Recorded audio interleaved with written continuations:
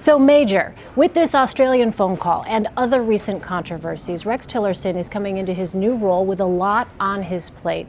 Where does he go? Where does he start? Well, this is an incredibly busy day on foreign policy for this Trump White House. So many developments to get to, Elaine. Let's try to take them, maybe not in order of importance, but just try to catalog them. One, Nikki Haley, the U.S. ambassador at the United Nations, making the first declaration on behalf of this Trump administration, coming down against Moscow, against Russia, which for the last 48 hours has said this surge in violence in Ukraine was put together by Kiev, the government in Ukraine, to make Russia look bad. This administration sifted all the data and said, no, Russia needs to be condemned. Russia's to blame. Russia is at fault. That's an important declaration from this White House, especially for those who were wondering, would the Trump administration take a softer line to Russia when there were disputes about who was to blame? In this case, the White House says Russia's to blame, and we're calling you out on that. Also, late this afternoon, there was a development here at the White House. The Australian ambassador came and met with senior officials to try to resolve this dispute about refugee resettlement and calm things down between longstanding U.S. allies, Australia and the United States. One other big development.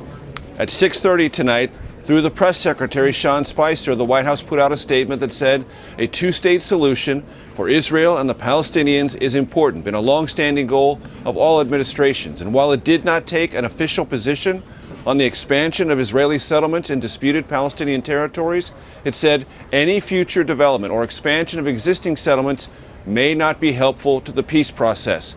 That's the first declaration from this Trump White House discouraging the Israeli government of Benjamin Netanyahu from making those either expansions or new settlements, and that puts this administration in lockstep with previous administrations that have said settlements are a destabilizing factor in pursuit of peace. So lots of different foreign policy endeavors.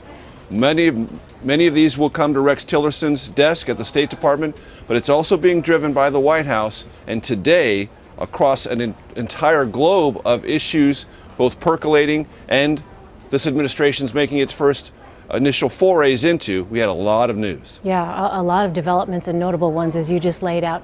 Let me ask you about this, Major. Steve Bannon is on the cover of the latest issue of Time magazine.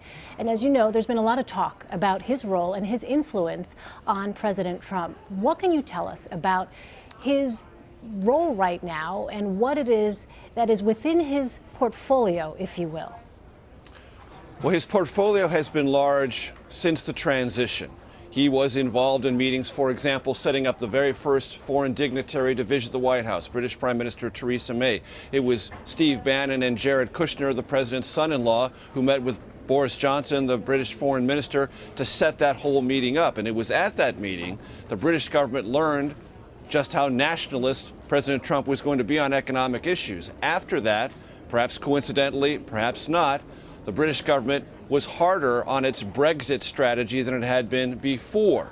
And there are those within the White House who believe Steve Bannon can take some credit for that. In addition, recently here at the White House, it was announced that Steve Bannon would have a permanent place at the National Security Council Principals Meeting. That's unheard of for a senior political advisor to any U.S. president.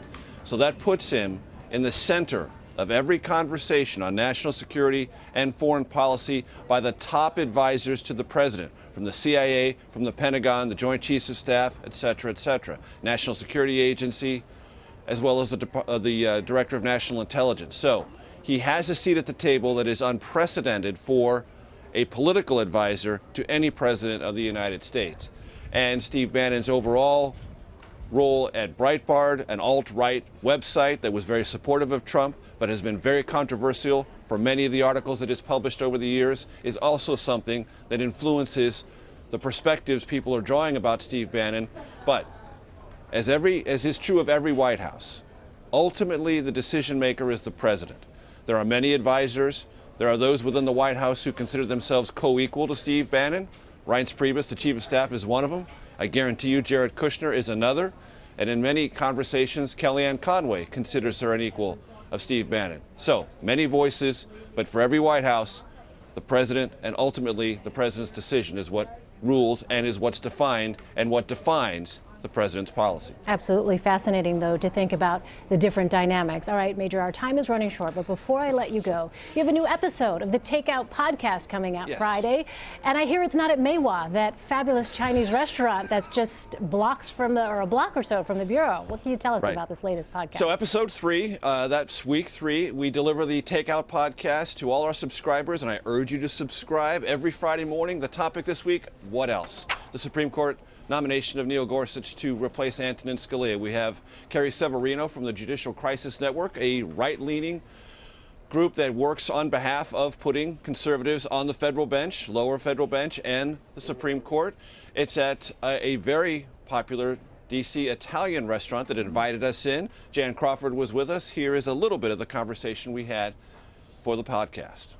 There's no mystery in his record. We know what his philosophy is, and it is such a principled approach to the Constitution. I think it's going to be easy to see that he's a perfect follow-up for Justice Scalia. Yeah, and I mean, I think if we have to go back, when you think back to Justice Souter's nomination, that was on the heels of Robert Bork, who had an extensive record, and he obviously was voted down by the Democrats in a quite brutal confirmation hearing.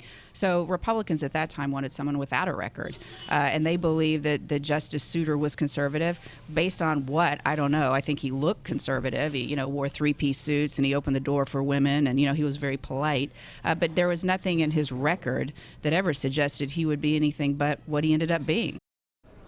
Casa Luca was our restaurant host this week, and it became a much more crowded place as our podcast continued. We got there a little bit earlier for the lunch crowd, and that was just a conversation within the podcast about how conservative would Justice Gorsuch be if he makes it to the Supreme Court, and would he be to the terror of conservatives what David Souter was, someone described as a reliable conservative who turned out not to be. We cover lots of topics in the podcast. Among them, we had 2 great lawyers there, Carrie Severino and Jan Crawford. What are their favorite legal movies?